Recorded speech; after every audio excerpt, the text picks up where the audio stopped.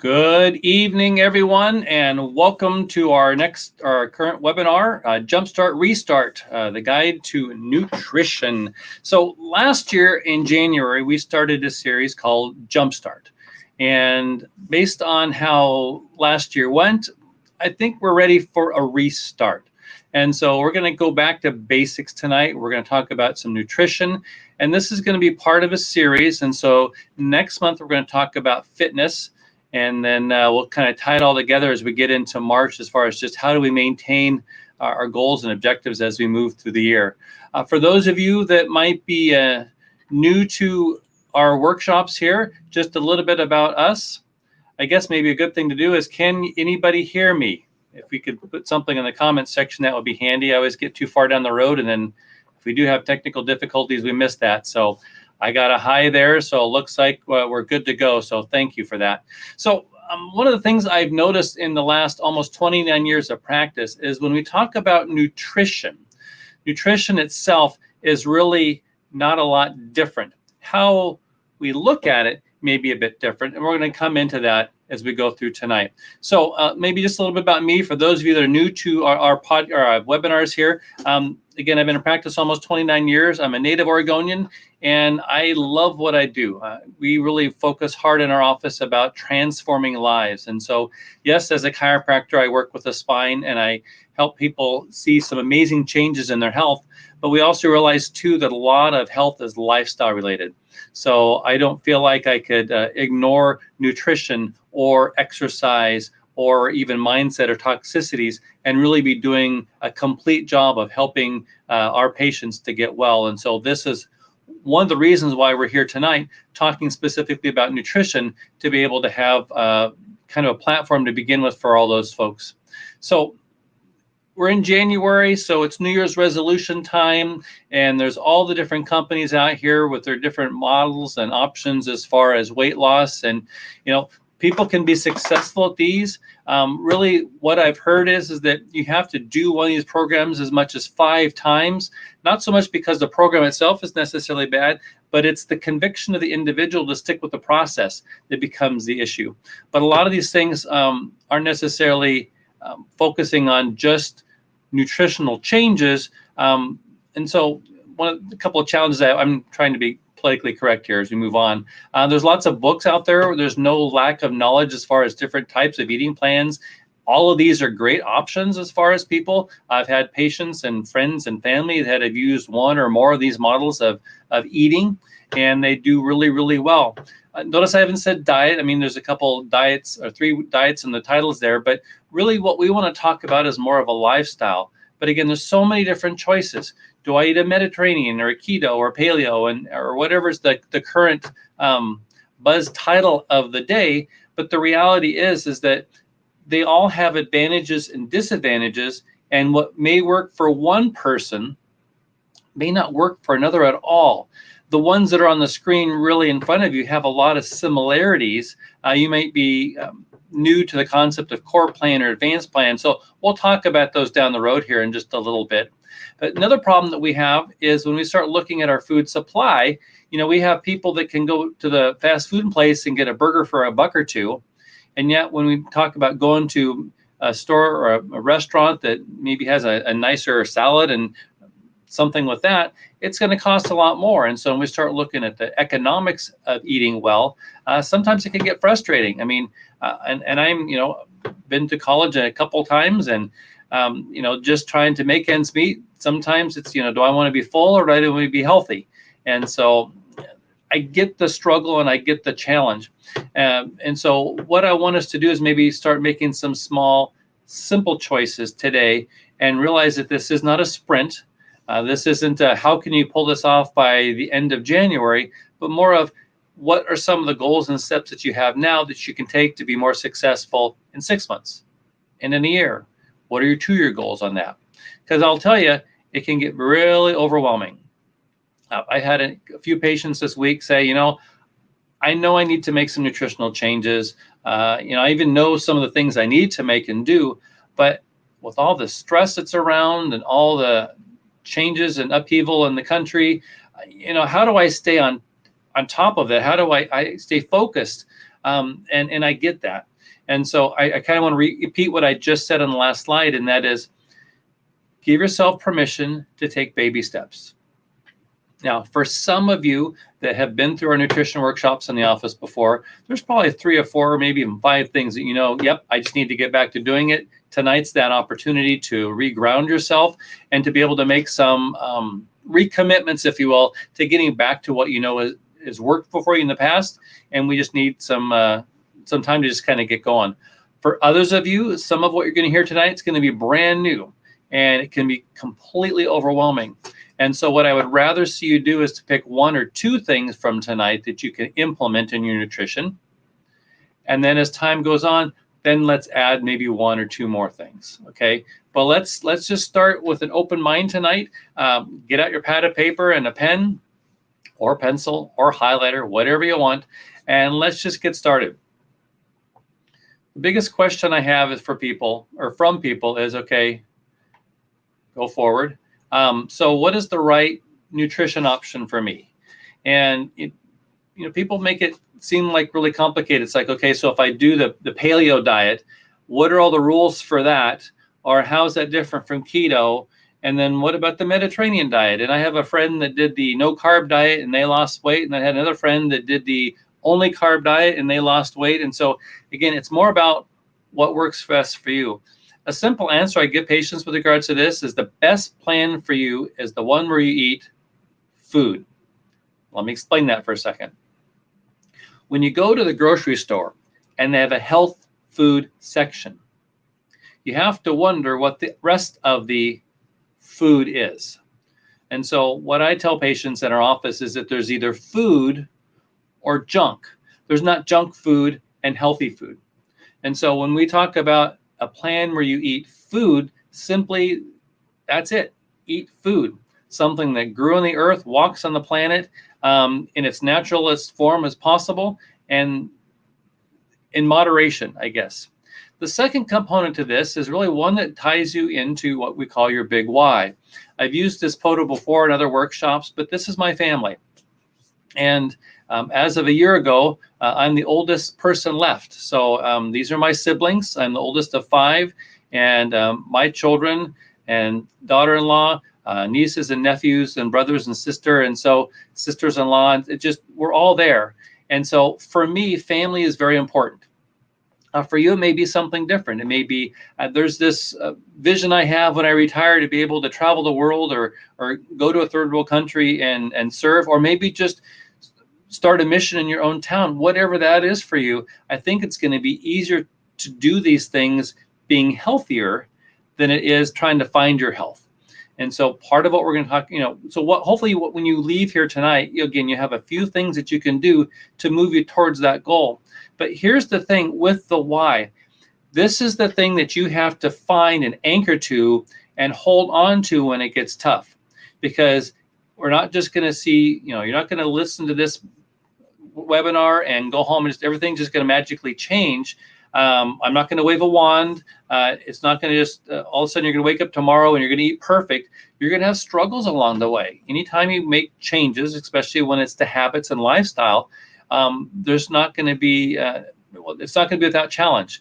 And sometimes the challenges are going to come from some of the people closest to you, family, close friends. And that's common. It's not that they're bad people, but they're used to you being in a certain way. And so if you start to make changes, sometimes that threatens them. And so don't be offensive and don't be offended if that's the case, but just find that conviction within yourself that you need to hold on to be able to make the changes that you want. So tonight we're going to talk about just some simple things. We're going to talk about carbohydrates and proteins and sugars and fats. We're talking about supplements and how we fill in some of the gaps that even the best foods might have. And then, what controls it all? So we're going to kind of just jump right into that. When we talk about carbohydrates, I think most people go right to breads. And so, one of the things we talk about with nutrition, if we're trying to normalize weight, and I'll say it that way because there are people that need to gain weight. But when we talk about normalizing weight, for most people, it's a matter of losing pounds. Well, with sugar and anything that turns into sugar, it creates inflammation in the body, i.e. retaining water. So all by itself, eating lots of carbs, bready carbs, high starchy carbs, it's going to cause a weight gain. And so if you are interested in trying to lower your weight and lower some of the inflammation in your body, decrease your risk for certain chronic health conditions like diabetes, heart disease, or cancer, cutting back things that are inflammatory are going to be very, very helpful. The thing is that sometimes we don't realize where the things are that have sugar in it. So, I mean, bread, pasta, crackers, cookies, those are the obvious things. But sometimes there's high content of sugar in fruits.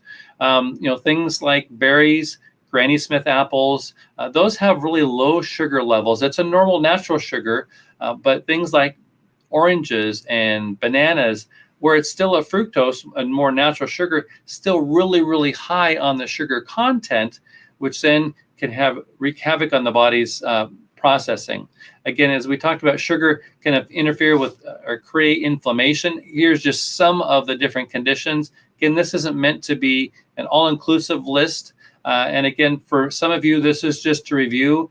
And this may be that thing you need to hold on to for that big why, which is, I don't want to have diabetes, or I have a family member or a family predisposition to heart disease. And so, maybe for you, this is that time where you remember watching your parents suffer with all the things associated with cancer, for example, and you want to minimize your risk for that. And so how you eat is going to be a component of that. For cancer, for example, cancer loves sugar. And so if you have cancer, this is like the number one place to start, cutting back your carbs, especially sugar. Sugar can mess up your gut. Gut is one of the organs of elimination. If that doesn't work right, then we have the skin as an issue. So then we can see things like acne be a problem or be an issue. So if you need to sweeten your food, then the question is, okay, so well, how do I do that?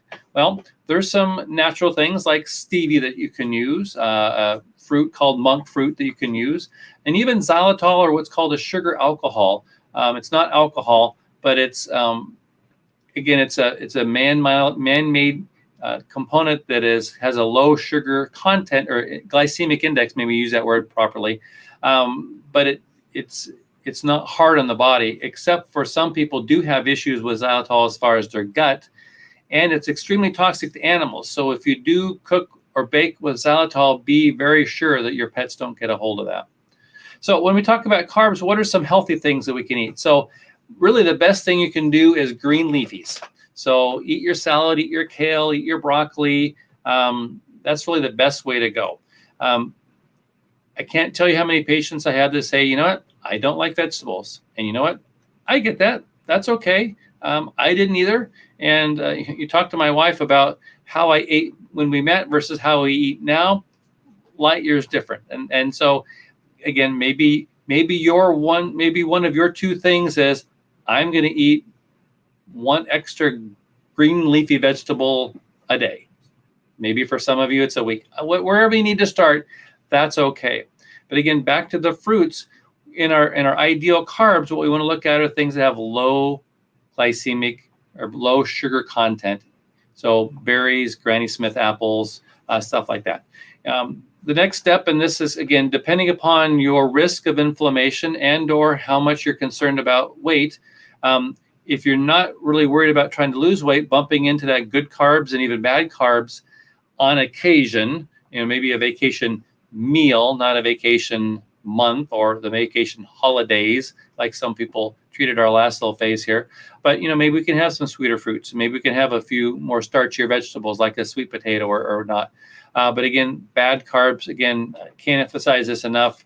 Grains are just really wreak havoc on the gut, not just from a sugary, carby standpoint, but also the gluten.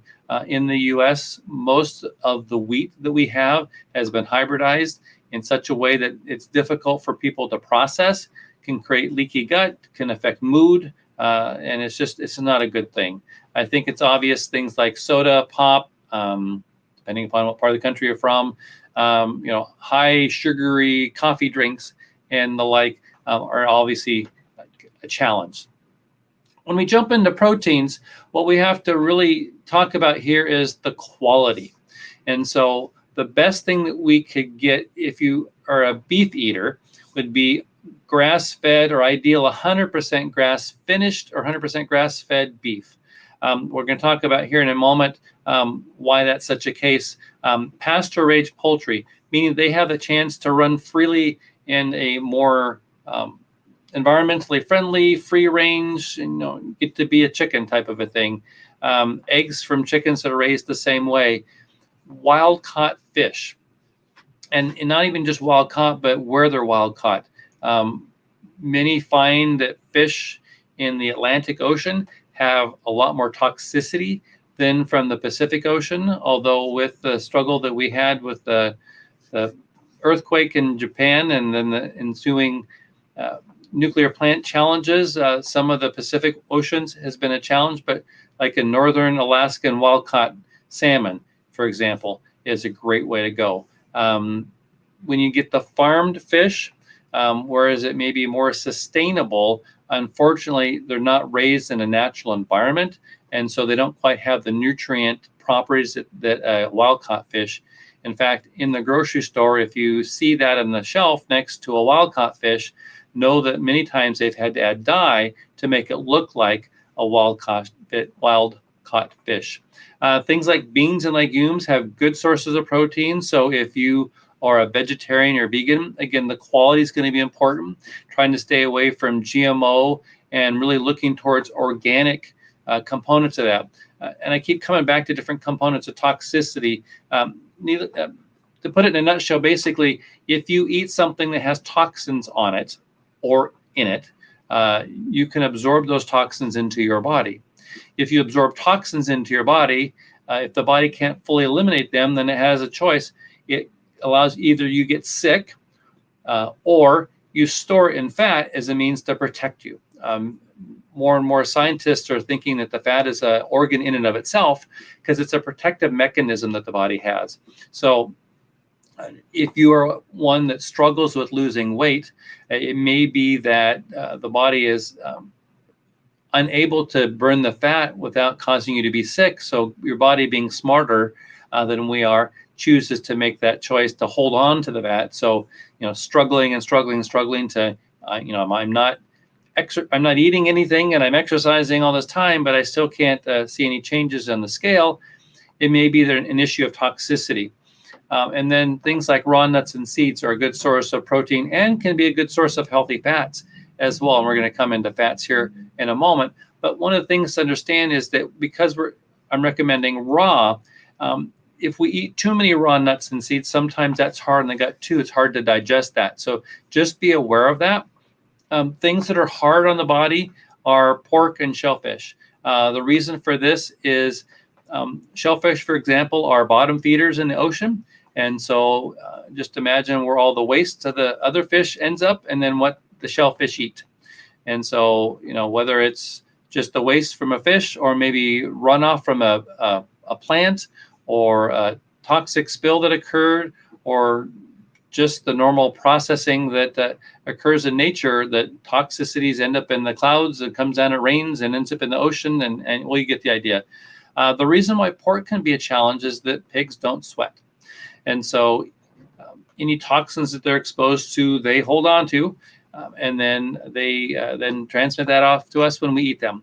And so what we have to understand too is that if you're going to have pork, do the best you can to get, again, organic and as healthy raised as possible.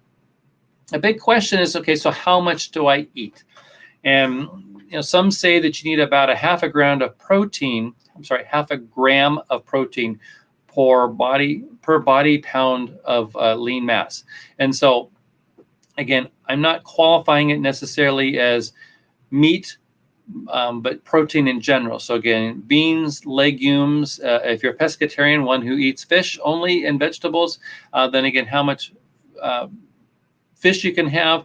But there's some guidelines there. And again, some of these slides have a lot of information on it. So I would encourage you to, maybe make a note. Hey, right now we're at about, 15 minutes into this, maybe 20. And so I'll come back and I'll fast forward and I'll go back to that slide. So, feel free to do that. Eggs are a great source of protein. Again, we're back to just the quality of what you're getting. Cheeses, the thing about cheese is that you can actually get a raw cheese. So why would raw cheese be something handy? Well, when milk comes out of a cow, what often happens is that they will pasteurize it. So they'll cook it. And when they cook it, then they kill a lot of the bacteria, which occur if you're not raising a cow in a proper manner, but it also kills a lot of the nutrients.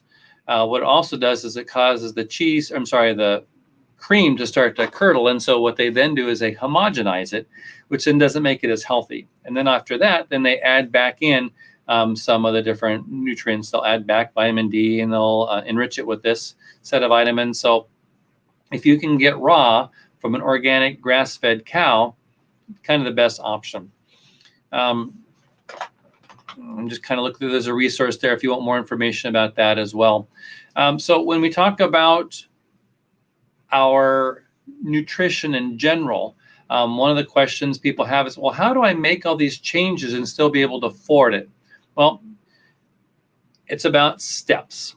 One thing I want to point out is that when you start eating food, your body gets more nutrients. If it gets more nutrients, it gets fuller faster. And so what we have to understand then is that when we eat regular food, then if our body's getting more nutrients, we don't eat as much. If we don't eat as much, it doesn't cost as much because we don't have to buy as much. And so those are some things to kind of be aware of as well. The other thing to consider too is that when we have produce and meats and we have maybe cheeses or whatever, where do I start? Well, we're going to talk in a minute about what ends up happening when you raise, for example, a conventional cow. It takes anywhere from 13 to 16 pounds of chemicals to produce a pound of ground beef. Well, that's a lot of chemicals that then you're ingesting. And so when you consider how much lettuce you would have to eat or vegetables in general to get that same exposure to the chemicals, it's a lot. I don't know that anybody could do that. And so the process that we're talking about here then is what's called bioaccumulation and biomagnification. So there are toxins in the environment. So whether it's a neighbor that's spraying their yard and it gets into your garden, or maybe it's a field that is conventionally raised and they are using lots of sprays and chemicals, and it gets into the groundwater or it gets onto the grasses, and then an animal consumes it. Could be a fish, could be a cow, or it could be a chicken, whatever that is. And then as an adult, we consume that. And so when we have the accumulation of the toxins, but again, 16 pounds of chemicals into 1 pound of hamburger, and then let's say we eat multiple pounds of hamburger over the course of a month, we're then exposing ourselves to multiple pounds of chemicals. That doesn't mean we're eating 16 pounds of chemicals, but that concentrated effect of that. And you can see in the picture here, so you have a mom that would be nursing, or even a woman that's pregnant, these toxic chemicals get passed off to the child in a magnified manner. So that's where we start to see some concerns. In fact, what we're noticing is that there are more and more issues with regards to cancer in young children as it's being passed on from the parents, primarily mom, because the toxic exposure mom has then gets passed on to the child, gets passed on to the next child. That in itself is a whole workshop. Moving on to fats. This is probably the area that is the most lacking in most people's diet. What we have been told for so many years, decades, is that fat is bad.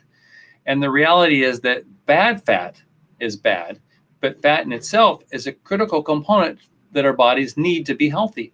Our brains are mostly fat. So if someone calls you a fathead, thank them. But we have to understand too that every single cell of our body has a double layer of fat on it. And so if we're putting bad fats in it, like soybean oil or canola oil or vegetable oil, that's a bad fat. The cells can't utilize that very well, so it's hard for the cells to get rid of waste products and suck back in the nutrients.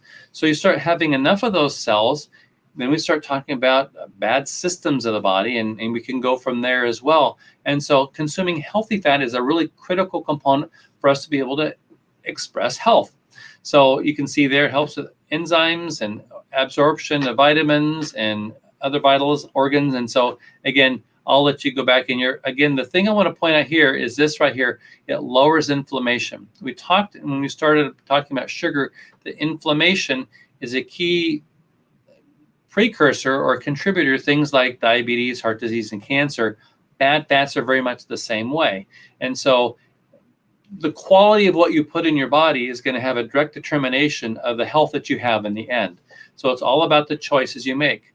So what are some good things that you can do? Well, we're back to the raw nuts and seeds. And for me personally, I don't drink much dairy because it's hard on my body, but I'll have flax milk as one of my, when I make a protein shake, for example. I love raw nuts. And so those are things that can give me a little boost of energy, but also be healthy for the body. Coconut milk is a great source of healthy fats. It's also a great thing to cook with. And coconut oil in itself has so many other cool properties. Again, we'll save that for another day. Grass-fed dairy, again, if you're giving a cow what it's needed to eat and be healthy, then what it produces in the form of milk will also be healthy. Now, there's a lot of question about whole milk versus 2%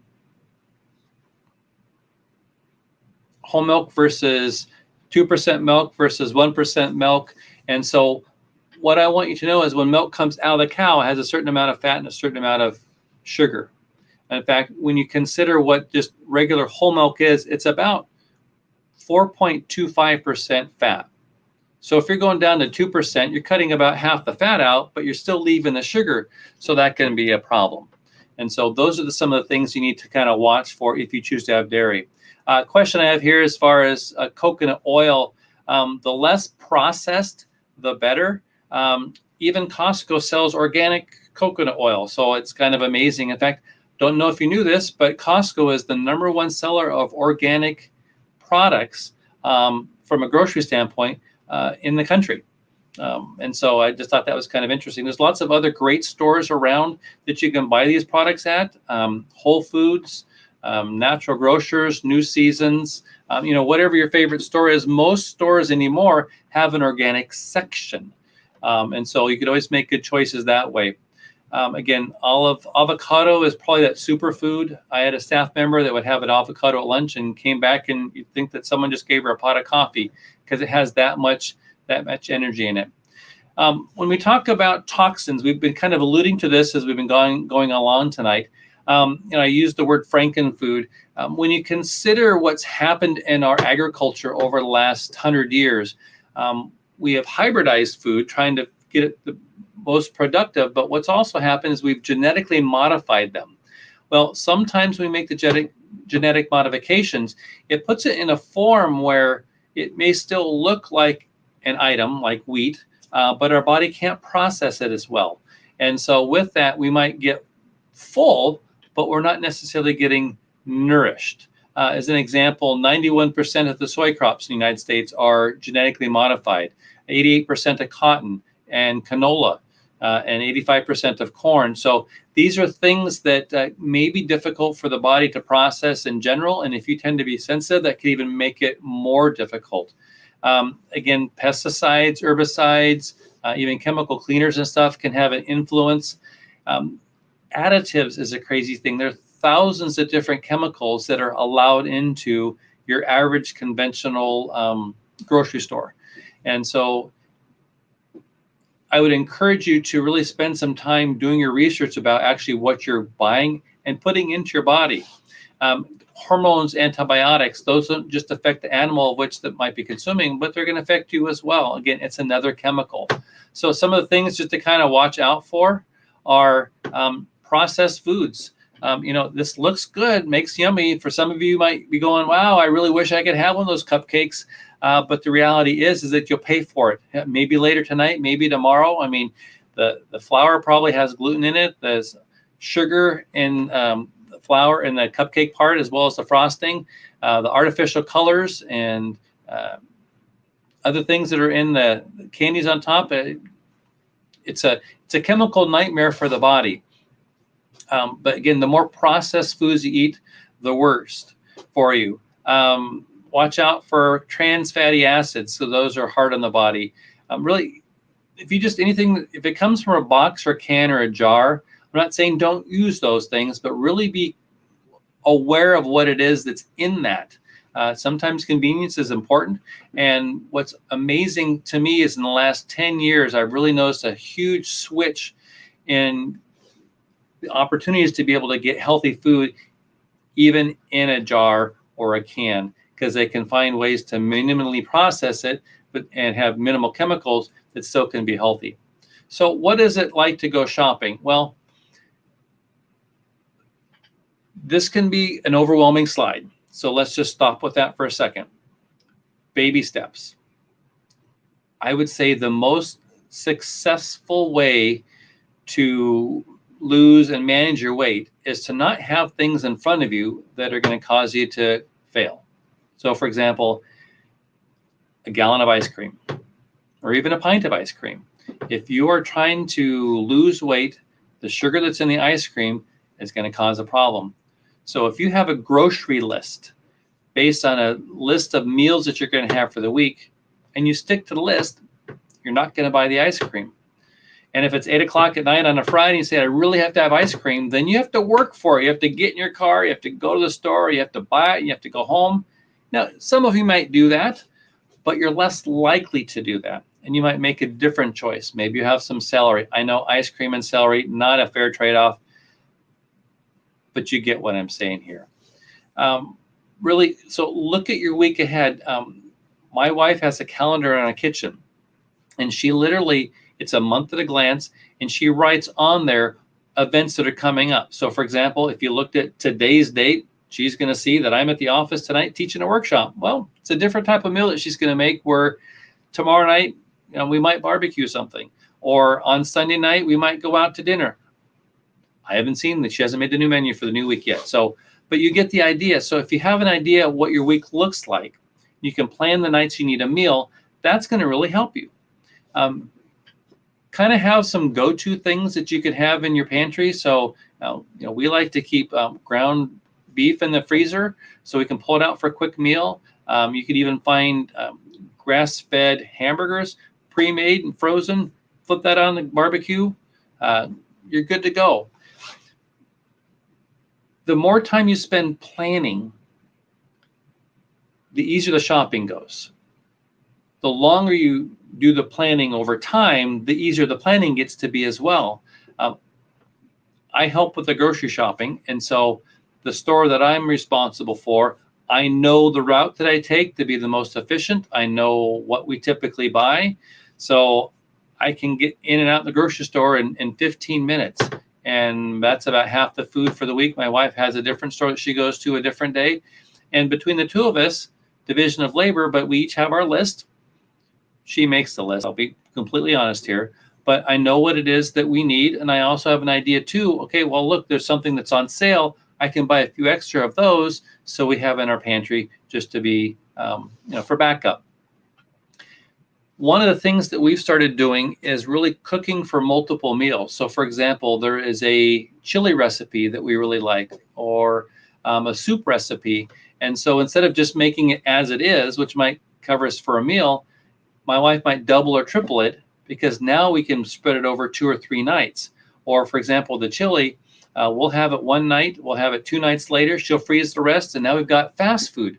Maybe one of those things where we know that we both got a busy day, so she'll take it out of the fridge or the freezer, put it in the fridge in the morning, and the evening time, put it in a saucepan, turn it on. By the time we've gotten settled, boom, dinner's ready.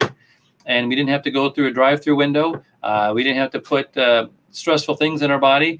We ate something that we've cooked, and we know what it is, and we know that when we like it, and it's not going to make us feel crummy the next day. Reading labels is an important thing. We're going to jump into this in a minute. And a great resource I'm going to talk about here also is called the Environmental Working Groups. You see the website there, ewg.org. Great resource as far as helping you kind of look at some of the toxicity levels of the different things that you're getting. Another thing too, I encourage people to shop local. Nothing like supporting your local farmer, your local economy, especially right now. You know, think small if you can.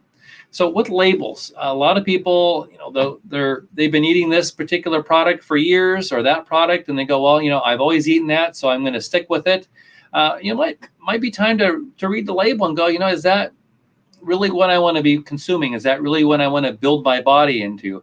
I tease the kids sometimes when they come in, maybe they've broken their arm, fell off a skateboard or a bike, and I say, well, did you want to build your arm back with Twinkies or broccoli? And they go, well, I like the Twinkies, but I want a stronger arm. And so that's why they do that. A big reminder here, don't go to the grocery store hungry. And yes, getting in the groove does take some time there, but you'll get there. So with the labels, though, make sure that you spend some time reading it. Now, don't be fooled by what you read on the front, right? So, for example, here, no trans fats. Well, what ended up happening is if you have a low amount of trans fats in a serving, then they can say it's trans fat on the front. Well, what the food companies have done is that they've just decreased the size of the serving to be below that threshold. So if you look at the back here, hydrogenated vegetable oil. So apparently, don't look at the front, look at the back. So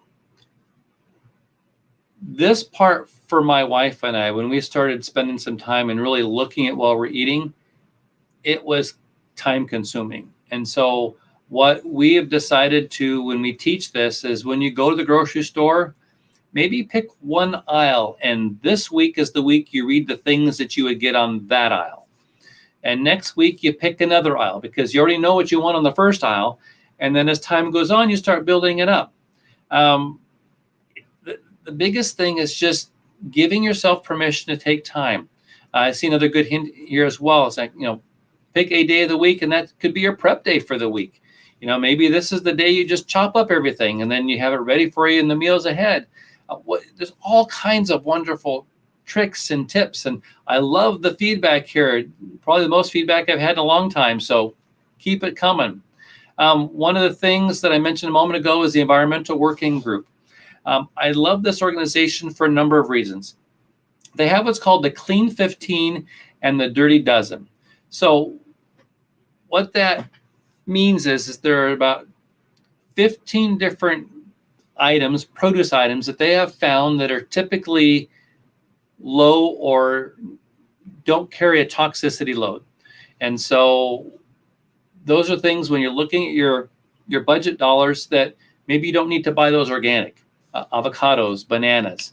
But the Dirty Dozen, they give you the top 12 things that are typically high in some sort of chemicals. Apples, typically always number one on the list. They just spray the crops a lot. Berries are the same thing too, and berries have very thin skin. And so those are actually going into fruit ongoing. And so really looking at that can be a big deal. And so being careful about the quality of what you're eating, and the Environmental Working Group can give you some hints. Now, as an aside, moving away from nutrition, the organization also looks at other products that you might have in your home. Personal care products is an example. They have this app here that you can get for your phone, and they have it on both platforms, Android and iPhone. But you can actually scan the barcode of an item that you're using in your home, and if it's in their database, it'll let you know what the toxicity load is, types of chemicals are in it, and give you some ideas about that. The other thing that I can encourage you to do is to shop local again. So Beaverton Farmers Market, again, we're in Beaverton, a great place. A lot of local farmers markets are great resources no matter what part of the country you're in. And one of the things I find out too is that to be quote unquote certified organic can be more expensive than some farmers can manage. And so if you create a relationship with a farmer, you might find, they'll tell you, we don't spray. We can't afford to get certified as organic, but no sprays, no pesticides, no herbicides. And so, again, their produce might be a little bit less expensive than the other people that had to charge more because they got it certified. So, again, talk to the people around you, and that'll be awesome. A couple things popped up here. We're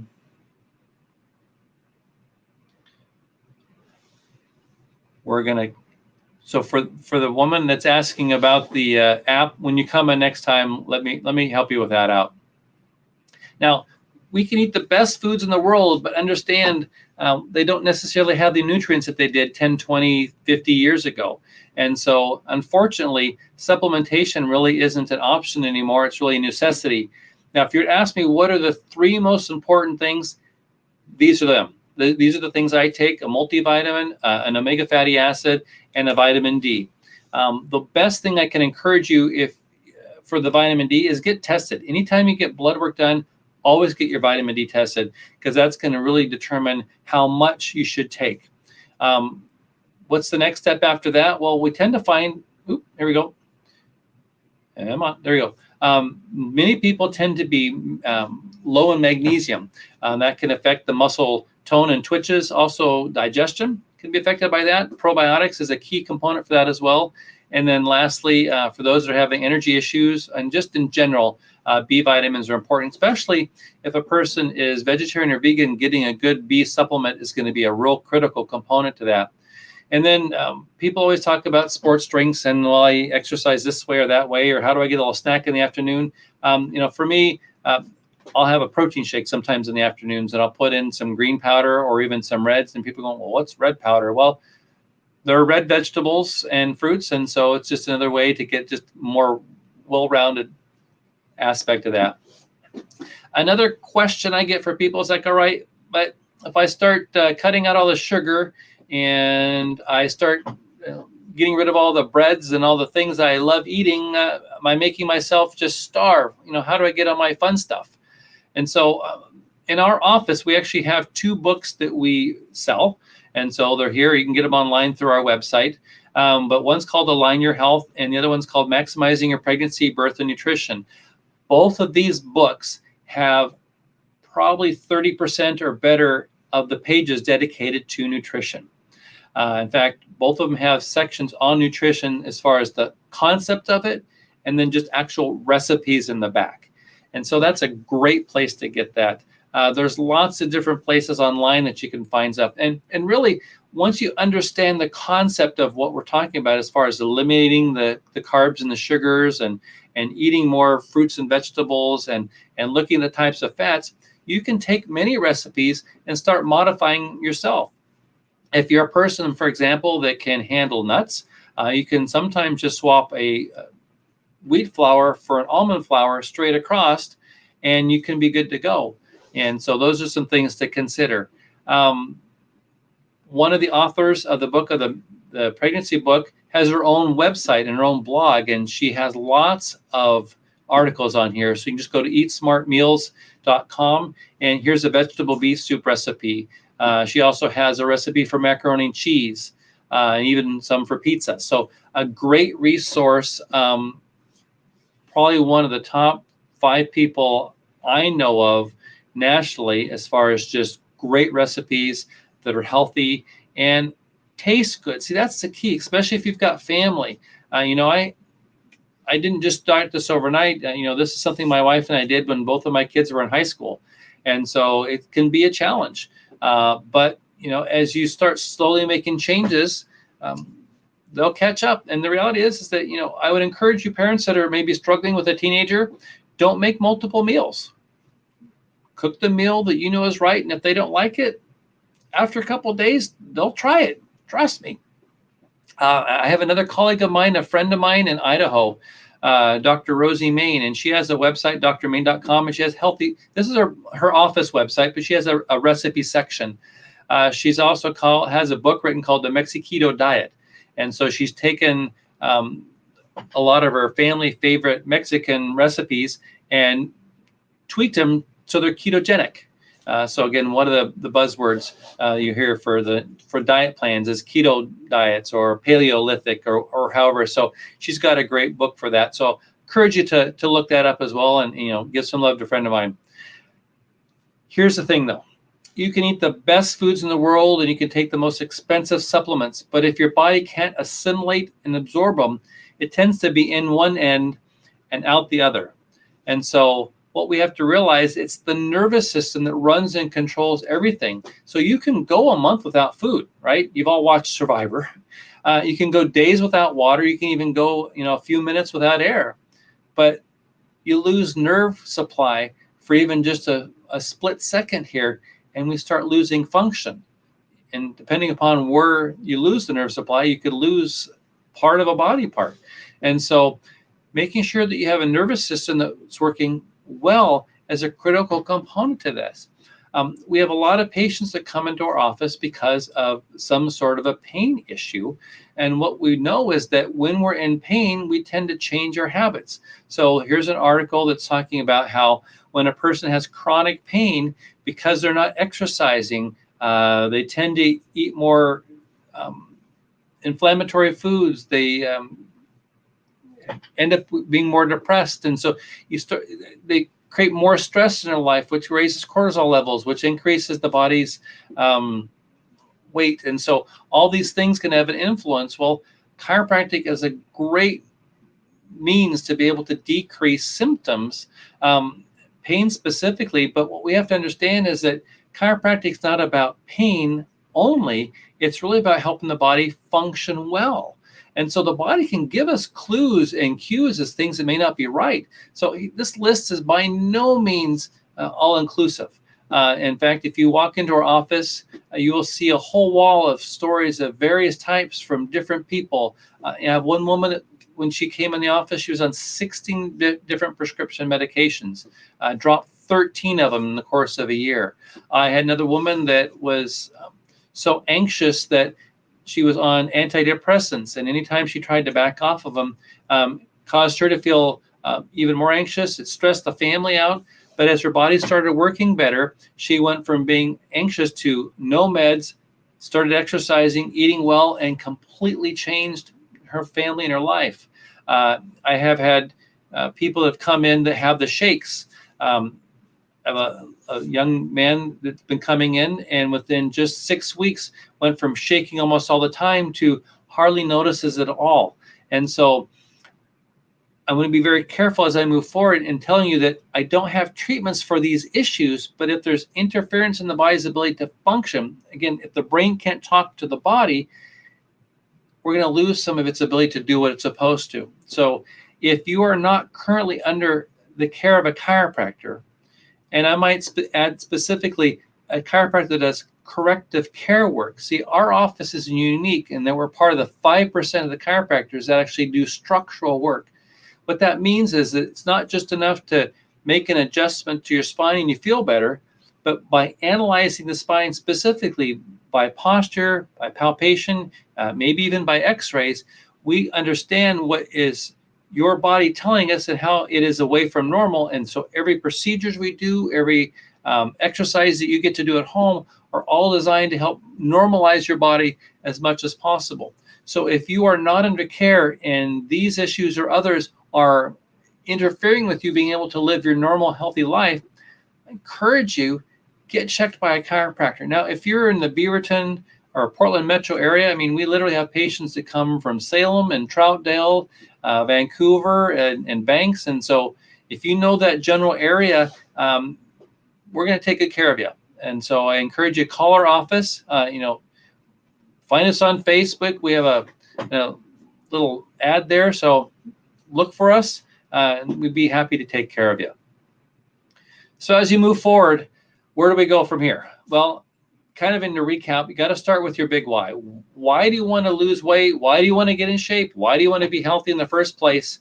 Is that for your kids? Is it for your grandkids? Is it for a mission? Is it for an event that you have? Whatever that is, you got to have that thing. So when you go to grab the fridge or you go to, walk past the exercise equipment, it's that thing that's going to get you motivated to follow through and do those tests. Start slowly. Again, please, if this is all new to you, pick 2 things that you can start with simply. Give yourself a week, give yourself a month, and then add one more. And then watch the video again, and then add one more in 3 months. But give yourself permission to start slowly. What I'd encourage you to do, again, if you're new to this, pick 2 things, tune back in when we have our next workshop, and then pick one more thing from that, and then just start slowly building some momentum. Food is really something that you need to live. So, that saying here, eat to live, don't live to eat. Some people can't wait to get to the end of the day for Fridays at 5, and then they just go indulge themselves for the next 3 days, and they can't figure out why they feel crummy for the first 4 days, 5 days of the week. So in many cases, it's self-induced. Add more healthy, nutrient-dense food. So again, maybe you need to add that one green and leafy vegetable for the week. Maybe you can give yourself permission to take away one bad thing. Spend time planning. Again, make a list. On Thursday and Friday, my wife puts together the menu for the week, and she will set that all up, and then we'll go grocery shopping. And we pretty much buy what's on the list. There's a menu. We stick to that. We do have some staples in the cupboard and the freezer. So if we do have one of those off days where things seem to go sideways, we have a resource. I mentioned before, someone mentioned that, spending a day doing all your chopping and prep for the week. So maybe on Tuesday for dinner, you have all the things chopped, you put it together. I've even had patients that they'll have like a party once every couple of weeks, and they'll get 2 or 3 families together, they'll cook together, they'll make multiples of different things, and everybody leaves with their food for the next 2 weeks. If you like that idea, but you don't want to do the work, there's actually people that you can hire that will come into your home. They'll do the grocery shopping, they'll do the prep, they'll package it up and freeze it and tell you how to cook it. There's services that you can get online where they'll deliver it to your door, and all you have to do is say, I want these 3 things. They give you the box, you cook it, and you're good to go. And heck, you can even go to a store. There are places that make healthy meals that you can go buy and get it for you. So things to think about. It's a lot. It's going to take you some time, and that's okay. Pick a couple things. Start with that. If you're struggling with things and you're not sure kind of what's going on, maybe you just need to keep a food journal or a log of what it is that you're consuming. And maybe when I get more in depth, it's like, what was my activity level? What was my stress level today? How much was I working and how much was I sitting? The more information you have, the easier it is to kind of identify where some areas of improvement could be. And then again, if you have a nervous system that might be struggling, get checked by a chiropractor. I often use a story of a patient that when she began care in her office was obesely overweight, and 6 weeks after getting care in the office had lost 40 pounds. Not because there's a special lose weight adjustment, not because she stopped eating or even got a lot into the nutritional discussion we had tonight, but her body just started functioning more efficiently. And so, again, individual results may vary, but understand a body that's working well works well. So lastly, as we move into where do we go from here? Well, next month on February 4th, we have our workshop, Jumpstart, Restart, still sticking on the restart, steps to fun fitness. If you're a person that doesn't like to exercise, tune in. We'll talk about some ways to make it more fun. And then moving at the end of February, we have a guest speaker. Linda Benchini is going to be speaking. She's from Designs for Health, and she's going to be talking about different aspects of supplements. To be transparent, we're still working on the final details, so I don't want to give you too much information, but you can find all this information on our website. So go to beavertonfamilychiropractic.com, go into the patient and then events section, and you'll find links to the workshops that we just did. You can find them in the back. They're archived there on Facebook and YouTube. You'll find links to our upcoming workshops, like the one we have upcoming here on February 4th. And I also ask you, please share this with other people, whether they're across town or across the country or even across the world. Food is food as long as you're eating food, not junk. And so with that, I'm going to sign off. Thank you so much for all of you that participated, especially those that gave me some clues there in the comment section. I really appreciate all the helpful hints that you made. And with that, have a blessed evening and look forward to seeing you again soon.